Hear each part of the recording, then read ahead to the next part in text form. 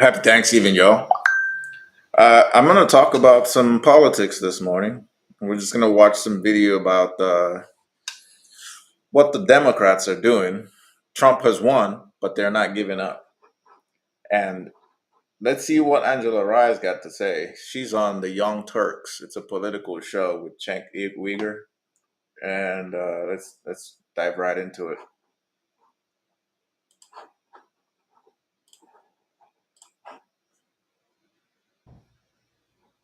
Jake, I really want to say I want to defer completely to Tiffany here. This is something that is talked about on our podcast quite a bit. And I honestly don't have any more energy to give towards trying to improve cable news media. I don't care, to the extent that they feel like they have a responsibility. Okay, I would love to see it.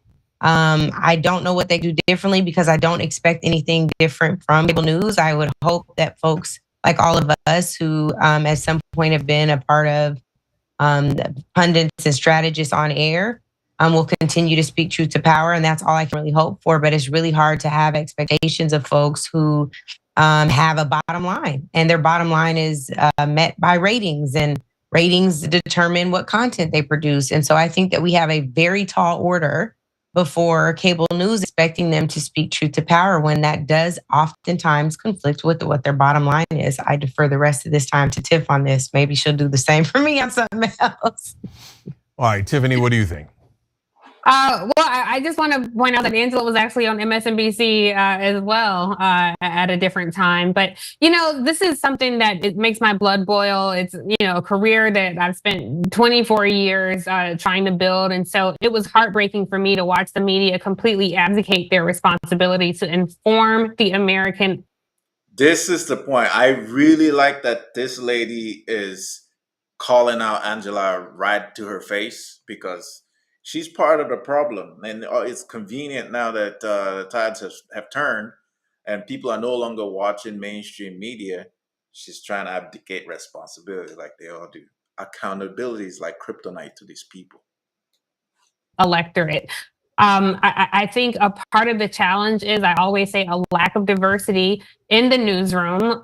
When you look across the broadcast news spectrum, 6% of newsroom employees are Black. And so if you disaggregate that data, even less are Black women. And so when you look at who was covering a Black woman who had come this close to the Oval Office for the first time, it was a dearth of voices who understood the culture, one. Two, I think the media, for some odd reason, want to stay in the red and want to continue to lose viewers because they continue to censor a shrinking demographic. And that is older conservative white voters. Yes, the majority of cable news viewers are between the ages of 62 and 65. They also happen to be white men. However, you have to realize those folks are not immortal. So if it doesn't make even this social sense, it has to make economic sense that you might start to pay attention to more issues that are relevant to younger voters, aspirational consumers, the rising majority of America, voters of color, Black people, Indigenous people, all other people of color, the Latino people, AAPI community, the fastest growing demographic in the country, as a matter of fact. And when newsrooms parade their diversity, you have to also ask, well, how many of these people are in decision-making positions? So if you have a newsroom full of diverse employees who are entry level, well, that's not really making a difference when it comes to who gets to decide what is covered and how. And it was fresh. This is so the point. These news media, CNN, MSNBC, they think DEI or diversity, equity, and inclusion means you pick up some random idiot off the street because of the color of their skin or their gender and you put them in front of camera. These people are not even qualified to speak publicly about some of the topics they're talking about. And they're given a platform, and the rest of the world is supposed to listen to them as experts. What in the world? Frustrating to watch the Yes. newsrooms make a complete mockery of our democracy and a complete ass of themselves. Yeah, so look, I know the business end of it, and so I know that they can't turn around. They're not going to be able to get younger viewers because younger viewers have already cut the cord or never had the cord. Yeah. So they're just going to double down on the older voters and viewers, and that's. But they don't even realize that they're losing the older viewers as well. This last election was clear proof to that. that no one's watching this garbage anymore. This garbage where it's like curated and edited, over edited, and they all sound like robots and they're not telling the truth and they all just want to keep sensationalizing and clickbaiting. We're done with that. The media has to bend towards the truth. And if you're not bending towards the truth, no one's going to pay attention to you. There's so many sources of data now. It's just the nature of that of their business, right? But you guys have done the logical thing, which is to go into other parts of media where there are younger viewers and diverse viewers and listeners, et cetera. And that's why you're doing Native Land Pod. So tell us a little bit about that, Angela. What's the podcast about, and how are you guys addressing these issues on your own podcast? Yes, it has actually been one of the most emancipating and liberating things for me in my career with media, in part because we don't have folks telling us what we're talking about. This topic has changed. We really hope that your voice could be more here. It's none of that. It is issues that are front and center to us. If Tiff or Andrew are feeling passionate about a topic, they can talk about that topic that day. There's nobody restricting them from doing that. It's freeing because there are issues that are normally completely ignored by media on every level. And we get to talk about those things as well. And so the reason for it was we developed a platform called Reason Choice Media. Leonard, folks know as Charlemagne the God, Chris Morrow and I started Reason Choice Media and wanted to have a flagship show. And there was just nobody more that I would rather have done this show with than Tiffany Cross and Andrew Gillum. They're people who have been absolutely influential in the way I see the world and my politics and have helped to shape some of that. And I really wanted to be in conversation with people who are my friends for more than 2 decades. We are old. But we really wanted to have a space that we could call our own. Native Land Pod. The reason for that is because a pod is often deemed as a safe, warm, cozy space. If you've ever watched the podcast, it isn't always warm and cozy. But one thing it is for sure is a safe space. And we wanted to extend that to our listeners and to our viewers. Native Land is an homage to James Weldon Johnson, who in the last verse of the national anthem says, "True to our God, true to our native land," and knowing that we are a stolen people, but have the ability, the spiritual strength, the resilience to make home anywhere. We wanted to pay homage to that as well, our native land and the one that we've created here at home. So we say, welcome home, y'all. We mean that to everybody, and we hope that folks feel at home when they listen to our podcast.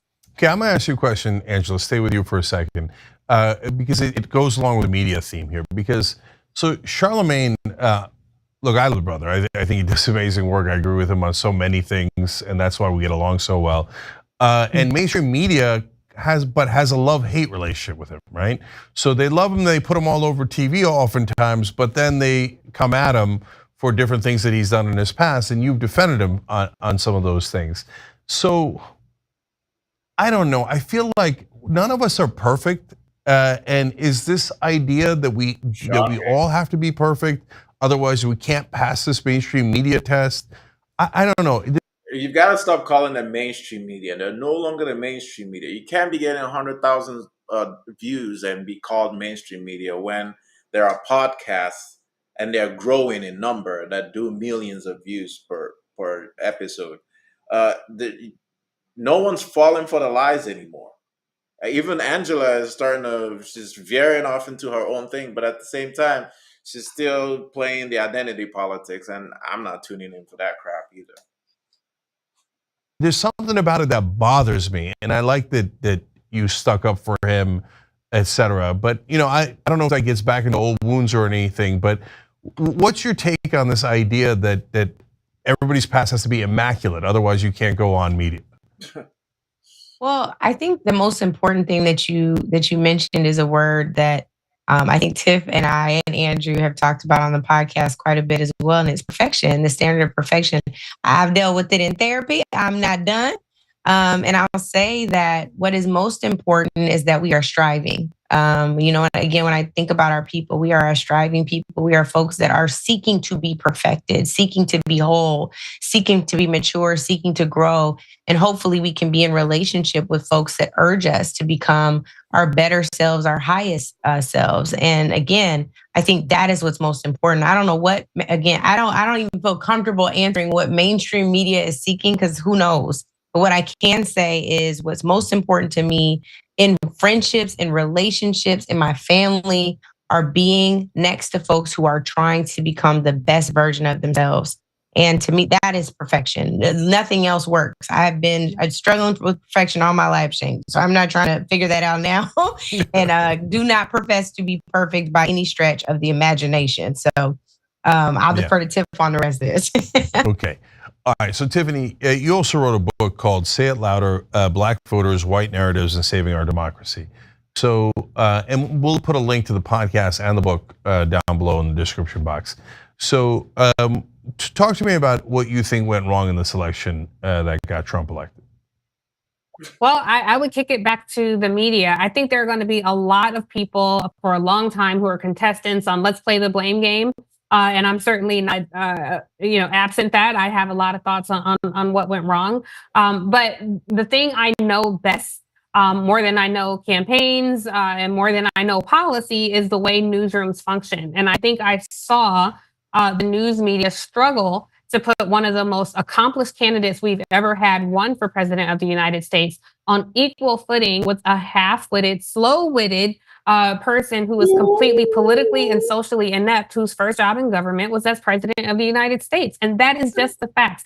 Kamala Harris did not have, Vice President Harris, did not have 5 different children by 3 different fathers running around. She was not as exciting to cover. She was a lot more articulate and less clumsy in interviews. And I just think that the media just focused on a completely manufactured issue about her racial identity. I mean, it just showed the disconnect that they had with the country. And even though I hear you, Turk, that a lot of people aren't getting their news from the media, that they've tuned out, that's part of the problem too, because that helped spread disinformation and misinformation when they were completely overlooked by reputable sources. As flawed as they were, they went for outlets that was completely deregulated, that was completely deconstructed, that had no kind of filter on how information got to them or if that information was accurate or not.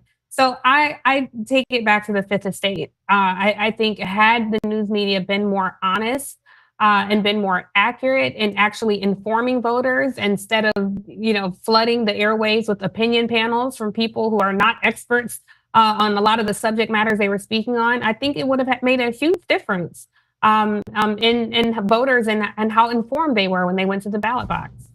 So, you can't just say that the Kamala's race was manufactured and that conversation around it. She started it. She started the whole topic about her being black. An Indian woman who has always identified herself as Indian suddenly is black, and we're supposed to overlook that point. And not only that, she goes as far as insulting the black people, talking about washing collard greens in the bathtub. Who does that? So she created that narrative, and the media, doing what they're supposed to do, followed that news. Now, I do have to give her credit that they, in pointing out the fact that they were not transparent. They were trying to edit the information. They were keeping her out of the limelight. They didn't want long form conversations with her because they knew she was not qualified. She was not articulate. She memorized the things that she was saying and kept repeating them on loops. It didn't. You could almost predict the next statement she was going to make after watching her a few times because she memorized her lines. And on the opposite end with Trump, you could tell Trump knew what he was talking about. He's been president before. So, this accountability thing runs deep with these guys. They've got to learn to be accountable, or they're just going to, for one thing, there's a whole camp that wants to litigate them and hold them accountable for legally for misinformation, the same way they held Alex Jones accountable and took him to court. That's what really should happen. But They should be lucky that Trump's not trying to look for retribution. He's trying to move forward. But that ship is going to continue to sink. The ship that's legacy media will continue to sink as long as they refuse to read the room and understand that times have changed. I hear you on that, and so there's so much to talk about when it comes to why did the election go the way that it did, and I think that there's a multitude of factors, and you can't just boil it down to one simple thing, and it's not binary. But let me bounce a couple other factors by you and see what you think.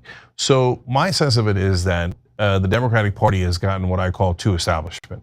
So Kamala Harris bragging about the 90 corporate CEOs that supported her. I get why she did it, but at the same time, I think that sends the wrong message. Whereas when she first started the campaign, she was talking about economically populist positions that are very popular, making sure that the prices of housing doesn't get out of control, that she stops corporations from price gouging. And when she was doing that, she was doing a great job, and she got all the way up to 7-point lead nationally. And that could have survived even the polls being wrong, right? And still won the election. But she went in a different direction, and she went what I consider to be more pro-establishment. And that was also Liz Cheney, Dick Cheney, et cetera. And those guys are not popular. So did you have a different point of view on that, or do you think that that might have been an issue as well? I absolutely think that was an issue, and I appreciate you bringing it up because I hope it's a lesson for the Democratic Party. The people you're going after left you a long time ago. Even when you look at the more reliable, because we can't rely on exit polls as we know, but the more reliable voter data, 8 in 10 of Donald Trump's voters were white. He made slight gains among mostly white people. Vice President Harris made very few.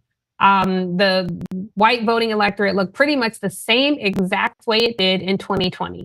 When you look at Vice President Harris, 8 in 10 out of Black people supported her. So it does push the point that I wonder, had she led with bold policy instead of trying to appeal to people who were never even open to voting for her, what that may have done for her chances. And I hope that sends a message not just to candidates, but to consultants, to the infrastructure of the party as well. Because more and more people are not necessarily crossing party lines, but more and more people are completely sitting the process out because they don't feel seen, they don't feel heard, and they don't feel spoken to. I have to tell you, Tank, this is one of the subjects we talk about a lot on Native Land. So I appreciate Angela's perspective on this, and I really want her to weigh in on her thoughts, because you're getting a preview on what's going to be discussed on our next podcast, I can tell you. I like the way you guys are tag teaming back and forth. Okay, Tag, you're it, Angela. That's cute. This is the one thing that women do really well that I wish men will adopt is this camaraderie. How do you say that word? Where you like Cenk just called it tag teaming, where you kind of like level up your fellow guy and the team player. Women will band together. You talk shit about one, they all band together and they move their course forward. But men, we're too competitive for our own good. I guess that's why we work together as a team, men and women, opposite attract. But yeah, they do it very well. And to talk about let me let her continue. Tell us about how you thought she should have reached out more in a populist way to a broader section of Americans. There's been so many postmortem deep dives, and one of the things that I'm really working on right now is figuring out where I got this wrong in terms of the election. I'm gonna be honest with you in saying I was worried for several weeks, and my worry increased when I saw the ways in which the Cheneys and the other Republicans were being talked about as supporting the ticket, not because I think it's bad to have bipartisan support, but because in an era where the party was and let's be very clear about the fact that the party has been fractured for decades, right? But when you talk about a country that's fractured and you see how close the election is in polling, Poll after poll is saying that it's neck and neck. And when we look at the popular vote as it is today, it really was neck and neck. It just doesn't work out with an electoral college that should probably be abolished. I'll say absolutely be abolished. And so what I really want to wrestle with is where we're missing each other, right? We talked about on the podcast the Rainbow Coalition.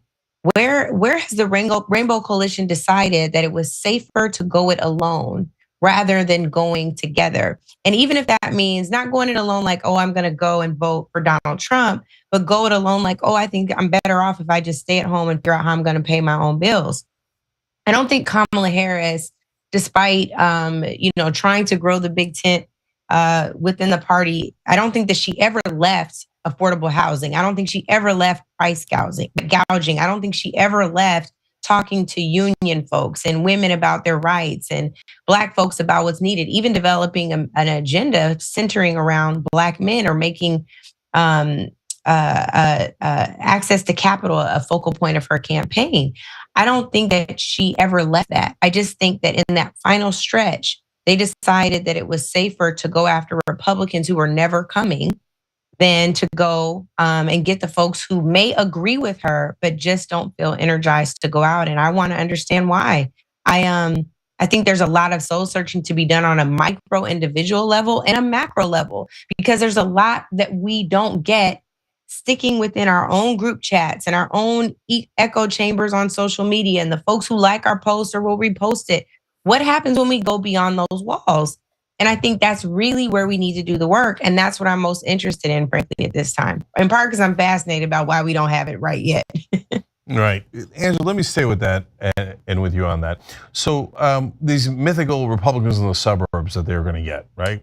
So Chuck Schumer talked about, oh, it's okay if we lose some progressive voters because we'll get all those Republicans in the suburbs. Well, after an enormous amount of effort, time, and money, Hillary Clinton only got 7% of Republicans to vote for her. And then Joe Biden only got 6%, and then Kamala Harris only got 5%. So that's right. Number one, the number is microscopic. Number two, it keeps dwindling. So that is, there's a clear divide in the people who watch these legacy news outlets versus the ones who do their own research and gather information, long form information from diverse sources. Because these guys are talking about the election and the election results like they couldn't see it coming.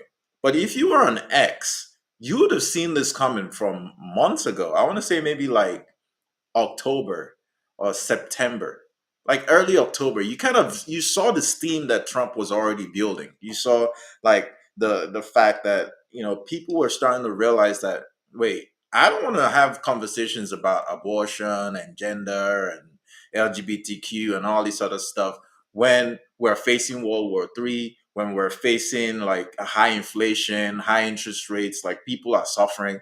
That's the real conversation people want to have. And we want someone who's competent and capable.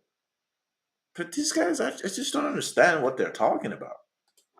Clearly, just empirically not the correct strategy, right? And my guess as to why they do it is because, unfortunately, for any of these top-level politicians, they are talking to donors almost 24/7. And almost all the donors are either conservative Democrats or Republicans in the suburbs. And so since the donor class is so heavy in that category, which actually doesn't have a lot of voters in it, they get a wrong sense of which direction to go. That's my sense of it. But I wanted to ask you a little bit deeper than that, right? Because in the African American community, there's been a lot of talk throughout the last 20, 30 years of, oh, the Clintons were good to us, so we're going to vote Hillary Clinton. Joe Biden's good to us. Joe Biden was Barack Obama's vice president, et cetera. We're going to vote for Joe Biden. Kamala Harris, of course, is African American, et cetera. So we're going with what I would call the establishment candidates, and that's how Black people should vote. I'm now seeing finally, and I'm thrilled about this, a movement, including by Charlemagne, and Angela's on the Breakfast Club often, for those of you who, and you should check that out, of people saying, hey, maybe someone like Nina Turner is the better direction to go. Maybe a progressive who cares about the average person, et cetera, is the better direction to go than a more establishment candidate that keeps telling us that they're going to deliver, but then doesn't really. So, but hey, it's everybody's got different opinions, and so I don't know which one you guys have. That's why I wanted to ask, Angela, what do you think about that?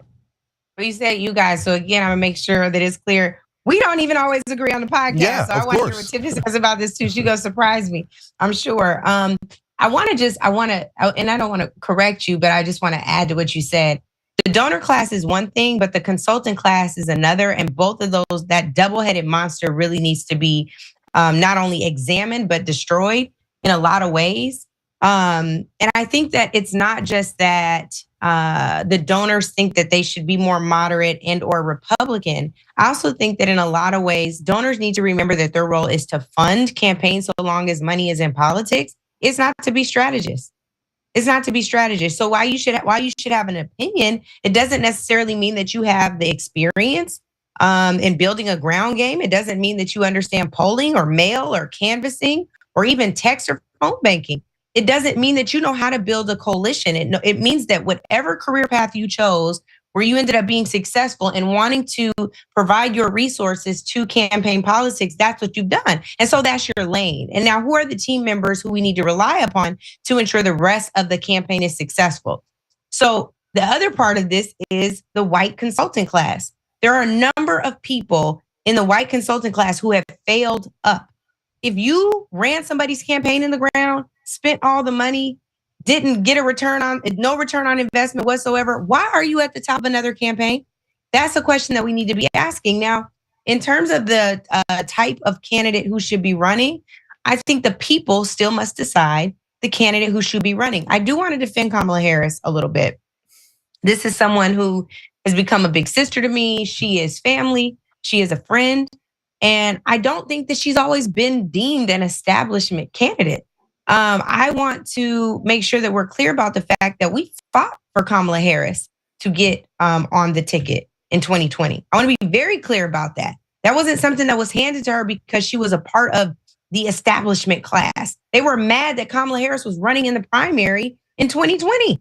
They didn't want Kamala Harris. Kamala Harris was a DA who wasn't expected to win her race. She was an attorney general who wasn't expected to win her race. She was a Senate candidate. She earned every single office that she got. And I want to be clear about the fact that she said in this race to Black folks, to Latino folks, to Indigenous folks, white folks, that she didn't expect their vote. She planned to earn their vote. And if we're super, super clear, since we talked about perfection today, I'm going to say that she ran a damn near perfect campaign. The problem wasn't with the candidate. The problem was with the consultant class, the donor class, and some of those staff that probably don't need to see the inside of another campaign headquarters. Tiff, I filibustered you. I want to hear what you got to say about that. This right here is what I talk about. She basically lost credibility. The moment she said, she's my friend, she's this and this, my best buddy, and then goes right ahead to completely exonerate her and lose all. Kamala Harris ran a terrible campaign, period. If you continue to keep saying that she ran a perfect campaign, you're going to always lose. It's very, like, any person who looks at that campaign objectively can call out at every point the things that she did wrong. Let's not even go into the fact that she was just put in there. She was not elected. She was not voted for. She lost her own primary run. And so we put in someone who nobody wanted to begin with. And when the person got there, was running a campaign where she was not connecting with the people. And you're calling it a perfect campaign? What? No. And Tiffany, before you go, look, we all disagree. We disagree in different parts, right? Because we're all different human beings, right? Yeah. So I do think Kamala Harris was more establishment, but that's a giant, long conversation. Maybe we could have it on your podcast. I want to hear as compared to who? Compared to who? No, so as compared to any populist candidate, a Bernie Sanders type of person that but he wasn't running. I know. I know. Well, no one ran against her, right? So I would have done it differently. I would have hoped that Biden would have dropped out of the race earlier. I would have hoped that we had a real primary. And as I said, there's a good chance Kamala Harris would have won that primary, right? But then we would have all been like, yes, this is the person we all voted for and are energized by and showed strength in winning, et cetera, et cetera. So I hear you, and there's other disagreements too. So, but Tiffany, hit me with what you got, whether agree or disagree, right? On how you view it, whether it's progressive, populist, establishment. And by the way, people use those words in different ways. So Yeah, that's true. And there's confusion around that too. So what's your take on that? Again, I think there's going to be a lot of blame game here, but I'm going to say to both you guys, I think that she could have run an absolutely flawless, perfect campaign and still lost the election, as evidenced by how we see the American body politic showing up to the ballot box each and every time. I think there is what we have to confront in this country is that there are just a significant amount of people who were not going to feel comfortable with a candidate like her leading the country. When I say like her, I mean there are people who are not going to feel comfortable with a woman leading this country. There are people who are not going to feel comfortable with a Black woman leading this country. Let me tell you something, and I want to pause that right there. For me, and for a lot of people, I would assume it's not her gender or her race. It's her competency. I'm an educated person. I'm a hardworking middle class person, like a lot of Americans are, and I work with very smart women. We don't have a problem with her gender. We have a problem with the fact that she's incompetent. She's already been in power from Senate to vice presidency for years and has not been able to accomplish anything. And she's running to be the president, and we're supposed to go, yeah, sure, go ahead. Keep doing the same thing you were doing. I don't understand why these people refuse to be accountable. We can talk about establishment, populism. To me, I think when we look at the landscape here, it just wasn't anything new. Even when we look at the people who stayed home, the people who did not feel spoken to, the people who were not motivated. I think we have to understand for a lot of people, President Obama was the floor and not the ceiling. And sometimes you only get a candidate like that once in a lifetime. John F. Kennedy Jr., even Ronald Reagan on the other side of the aisle, arguably terrible president, but there was a reason he was called the great communicator. There was a reason he won 49 states in the election. He spoke to a significant electorate in this country, a mostly white electorate in this country. So I don't know. I guess I can't really parse out what could have, would have, should have happened. Because quite frankly, I'm too busy confronting the fact that no matter what we do in this country, there seems to be limits to our success. And then I feel shame for thinking that because I am the descendant of people who never let oppressive tactics suppress their imagination. And I don't want to allow that this time. But I need a little time for grief, to be honest with you, to think about the kind of country that not only do we live in, but we consistently try to save. Can I tell you this too, Cenk? I just really quick, because you brought up Bernie, who is a populist, has been a populist candidate, and has demonstrated that he's not afraid to come out with bold ideas. But I got to tell you, Bernie Sanders, I don't know of a Black person. I talked to some Black folks where he's from in Vermont, who he's ever mentored. When he was in the House of Representatives, he never voted with the Congressional Black Caucus on their alternative budget that they introduce every year, which is, and I'm sure if you look at what their budget priorities are, 9 times out of 10, I bet you'd agree with them. When we talk about qualifications, Bernie Sanders was a new senator, in 2007 when he was sworn in. I'm talking about his House of Representatives record. And it's surprising to me because if we're honest, if Kamala Harris or Barack Obama for that matter ran a year after or a couple of years after they were sworn into the Senate with no other prior experience, that would have been a huge story. So I think And it was. When Obama ran, I remember he was being made fun of, or they said that he was not experienced. That was the case that they brought up. because he was just a new senator. It comes up because, but he was still able to win the electorate over because uh, uh, he was a better candidate. He was eloquent. He galvanized the people. He demonstrated leadership. None of which Kamala has done. She cackles all the time. The camera comes on TV and he's like, that's not funny. There's nothing funny about talking to people about serious issues.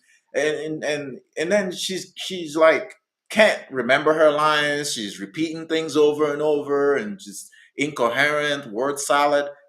Nobody wants a leader like that, regardless of the experience. You're talking to people. The leadership, a lot of it is selling the vision, because she's not going to be the one doing the work. The president's not the one doing the work. Most of the time, that most of their job is delegated out to cabinet members.